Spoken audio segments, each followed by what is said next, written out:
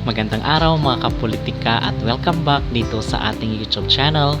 In this video is atin pong panunuorin at pakinggan itong naging interview ni Miss Catriona Gray at yung kanyang naging payo para dito sa ating pambato na si Chelsea Manalo para sa Miss Universe 2024 na gaganapin sa Mexico. Pero bago ang lahat ay huwag kalimutang mag-like at mag-subscribe na rin kayo para updated kayo sa ating mga latest issue. So today po is talagang marami na po ang mga kandidata na dumating dito sa Mexico para sa Miss Universe 2024 na gaganapin sa November 17. At isa nga dito sa nireveal nila yung isa sa kanilang mga judge itong 1978 Miss Universe. And at the same time mga kapolitika is itong si Miss Catriona Gray, itong Miss Universe 2018 is maging kabahagi rin dito ng kanilang beauty pageant kasi maging commentator host na naman itong ating Miss Universe. And meron nga talagang marami ang nag-react actually doon sa kanyang pahayag na siya ang magiging commentator host dito sa Miss Universe 2024, and napag-usapan na po natin yan doon sa ating mga previous video. So panoorin nyo na lang po mga kapolitika. So on the other hand is nagpayo or nagbigay ng kanyang advice itong si Catriona Gray dito nga sa ating pambato na si Chelsea Manalo. So ang sabi niya, ang pinaka nagustuhan ko doon ay i-enjoy na lang ni Chelsea yung moment whether manalo or matalo man itong at dagdag pa nga dito ni Catriona Gray na kung saan is nararamdaman niya daw at alam niya yung pakiramdam ni Chelsea Manalo na under pressure siya kasi nga meron ring mga Pinoy nang babash sa kanya at hindi daw nagustuhan itong beauty ni Chelsea Manalo. So marami pa rin mga kapolitika ang talagang hindi nakapag-move on dito sa pagkapanalo ni Chelsea Manalo. Instead na suportahan lang siya ay marami pa rin ang mga bashers online. But hindi na po importante dito ay ma-enjoy ni Chelsea Manalo just like itong ginawa nga ni CJ Opiaza. Talagang makikita natin doon na talagang happy lang talaga itong si CJ at laging on the go. Kasi ito naman ang importante dito, kailangan na hindi ka makitaan na napapagod ka dito sa iyong ginagawa at yung ikaw kasi rin ang maging ambassador ng kailang beauty pageant.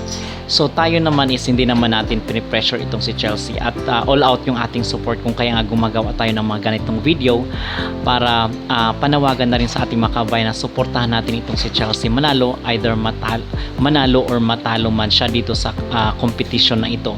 So maganda itong naging mensahe ni Catriona Gray na pampalakas na rin ng loob dito sa ating pambato kasi ang sinasabi niya ay nagtatransform daw talaga itong si Chelsea Manalo pag nasa stage na siya. So ito at panonoorin natin ang kanyang naging interview. Right. Pero yung tanong ko kanina, yung parang nakikita yung reaction mo pag hindi pumapasok si Philippines, pag pumapasok si Philippines, napapansin ng ng fans. Baka wala akong filter sa mukha.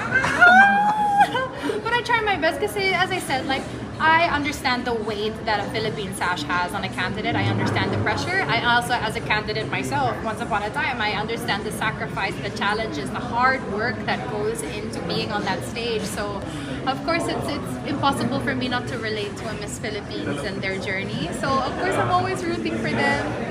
Baka yung emotions ko lang nakapantay. Ito na ba, will we get na the 5th crown?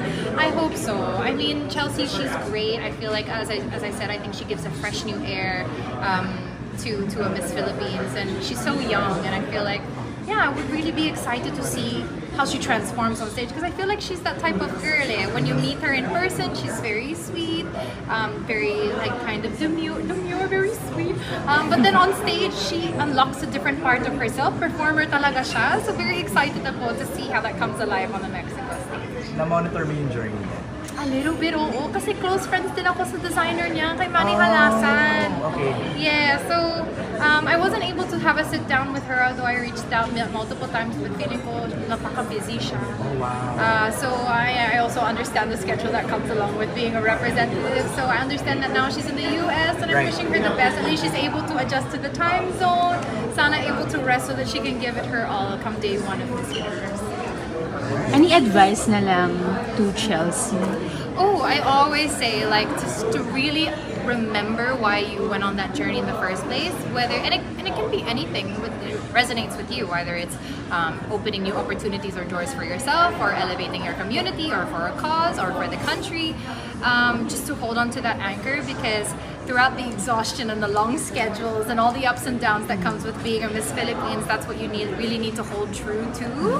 and just enjoy, because I look back on it now and it feels like a blip. Like, yeah, it's like so fast. Yung time ko, 2 weeks yata, 2.5 weeks ang laban ko noon sa Thailand.